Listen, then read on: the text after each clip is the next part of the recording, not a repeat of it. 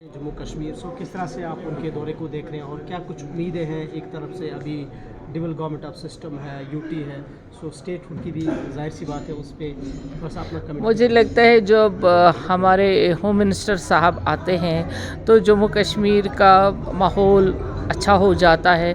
जम्मू कश्मीर अभी तो बाहर की आमद है, वैसे ही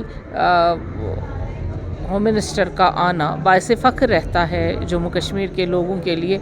और हमेशा आपने देखा कि जब भी वो आते हैं तो यहाँ की फ़ज़ाओं में ही लगता है कि कुछ तब्दीलियाँ हैं। और आज उनके सरकारी जो प्रोग्राम हैं वो पहले से ही तरतीब दिए गए हुए हैं कि कौन सी मीटिंग और क्या क्या है।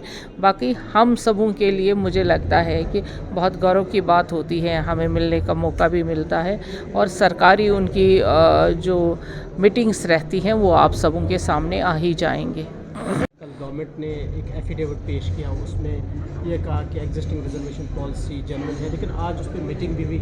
ओवरऑल आप किस तरह से देख रहे हैं, चूँकि अभी 1.5 महीने का वक्त है कमेटी के पास अपनी रिपोर्ट सबमिट करने का, so how do you see this जो डेवलपमेंट्स? देखिए, सरकार ने सोच समझ कर ये जो रिज़र्वेशंस दी हुई है तो वो मुझे लगता है सरकार के फ़ैसले हमेशा सही होते हैं, लेकिन जो लोकल लेवल पे भी या हमारे एमएलए एमपीज़ या बाकी जो लॉ मेकर्स होते हैं उस पे सोचते हैं, वो भी सिफारिशात करते हैं और सरकार के सामने रखते हैं। फिर जो सरकार का हतमी फ़ैसला होगा वही तो कबूल होगा।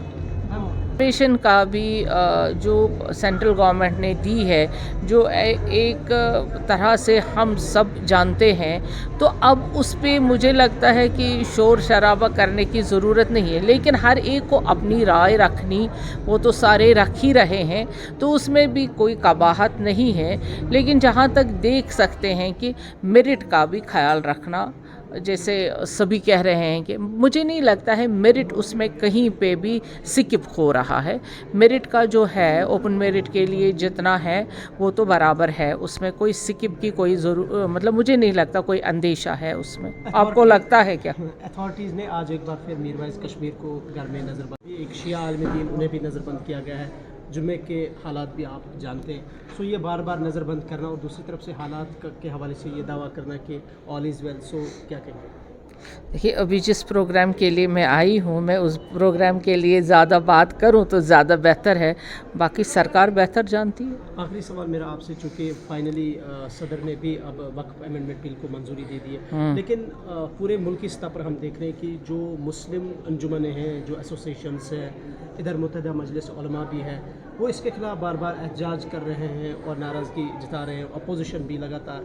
सो लॉन्ग रन या आने वाले फ्यूचर में आप समझते हैं कि वक्फ अमेंडमेंट बिल के हवाले से जो खदशात मुसलमान जाहिर कर रहे हैं, इस पर मुल्क में जो बदअमनी है उसका एक खदशा लगा है? बिल्कुल नहीं है, क्योंकि बिल पास दोनों सदनों में हुई है।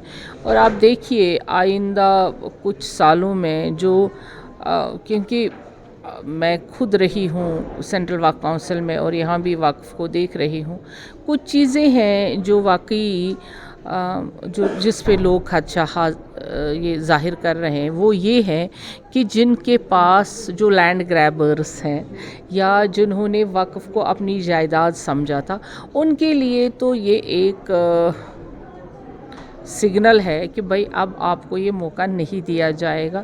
ये वाकई में लोगों के फलाह बहबूद के लिए काम में लाया जाएगा। आपने पिछले 3 साल से जम्मू कश्मीर वक्फ बोर्ड का हाल खुद देखा।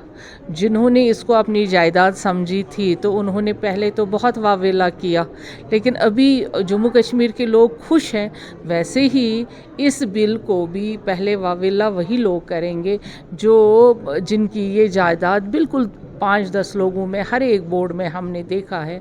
बाकी लोगों को इससे फ़ायदा होगा, वक्फ बोर्ड बहुत तरक्की करेंगे जो हमें दिखता है और उसी के लिए अमेंडमेंट है। तो इससे कोई फ़र्क नहीं पड़े, क्योंकि ये चीज़ें जब भी अमेंडमेंट होती है वो मुल्क को देखकर और हर एक चीज़ को परख कर की जाती है।